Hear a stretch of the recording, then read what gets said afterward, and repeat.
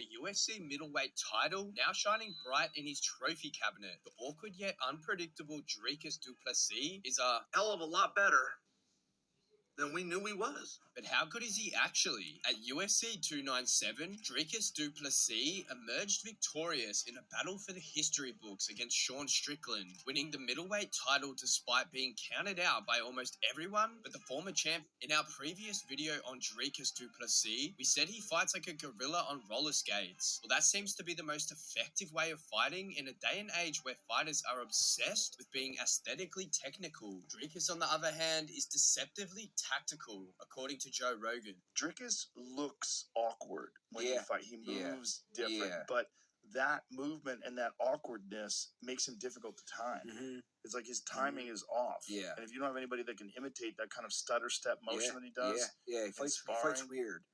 Yeah, it's deceptively technical. Yeah. Though. Maybe that's the reason why even the most technical of fighters struggle against du Plessis. He's a big, strong guy, and he's awkward as hell to fight.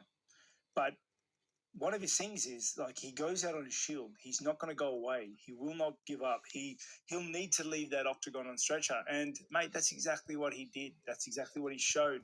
I will say congratulations to the new champ because he wanted it more. Du Plessis clearly wanted the belt more. That's what Whitaker said when he was asked who he thinks would win a DDP versus Izzy clash. I'm going to say DDP. Because he's like Sean with Dricus. It's a safe bet was Sean, but Dricus showed what he was willing to do and what he's willing to go through. Can he do that again against Izzy? Who knows? But he's a tough guy. He's awkward, and he's going to be pushing forward that entire time. Doesn't matter if he's getting hit. He showed that tenacity in that fight. So, yeah, I'll go DDP. For those who don't know, Israel Adesanya was set to defend his belt against du Plessis at UFC 293, but the latter refused to fight, citing an injury. A few months prior to the event, du Plessis had this to say. I'm the African fighter in the UFC. Myself and Cameron, we breathe the African air. We wake up in Africa every day. We train in Africa, we're African born, we're African raised. We still reside in Africa, we train out of Africa. That's an African champion, and that's who I'll be.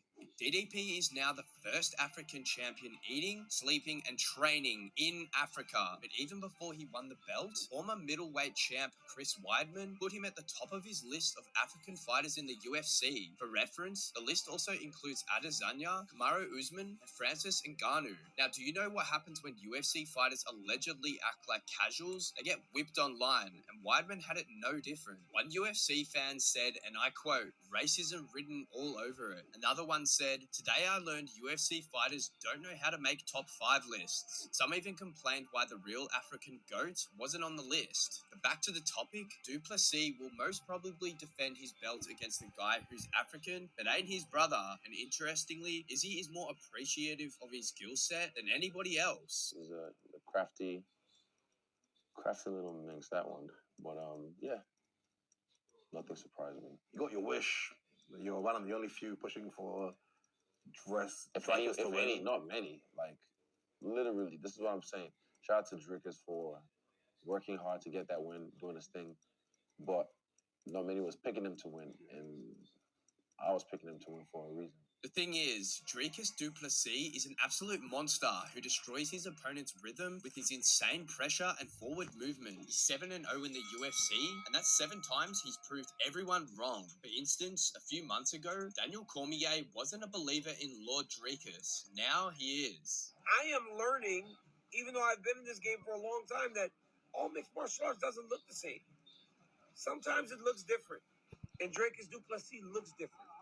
But as I now have gained an appreciation for his style, I know what it looks like to me now. It looks like a champion of the world.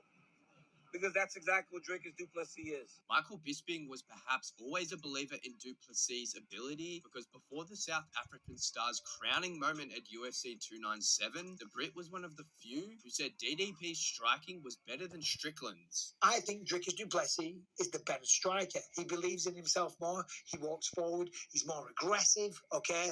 And he's more effective. That's why only one of his fights has ever gone to a decision. So striking, I've got Dricus du Plessis as the better striker. And not only does Bisping think Dricus is a better striker, he even thinks he's better at wrestling and jiu-jitsu as compared to Strickland. We have Dricus the better striker, we have him the better wrestler, and we have him the better jiu-jitsu player as well. Put it all together, starting to trend towards Dricus du Plessis. Bisping's opinions may raise eyebrows even now, but he's not the only guy who thinks du Plessis is a different beast. Even before UFC 297, boxing coach Teddy Atlas knew things most of us didn't. Here's the reason why I think so much of du Plessis. Yeah, he's big. Yeah, he's George Foreman strong and all that stuff. But he's smart. If he was just big and strong, I wouldn't be as impressed as I was that night against Whittaker. Because he didn't just beat Whittaker that night only on physicality. He beat him because he mixed his size and his physicality with technique and smarts. You got two tough guys, two physical guys, one is smarter, bang. As Customato always said, that guy becomes tougher. That guy becomes better just because he's smarter. And I see those characteristics in du Plessis. And fast forward to Dricus' recent title win against Sean Strickland, we can see that Teddy was definitely right about his smarts, because throughout the fight, Strickland landed 173 significant strikes as compared to Dricus' 137, and Dricus even admitted in the post-fight press conference that he knew that he needed to improve his score in the fight and resorted to takedowns to make this happen. By round 4 and 5, he did a good job of defending those, but obviously my takedowns got a bit sloppy, and he started, reading them. But those takedowns weren't really for getting a takedown. They were more to disrupt his game plan. Dricus ended out landing 6 of his 11 attempted takedowns, whereas Strickland had 0.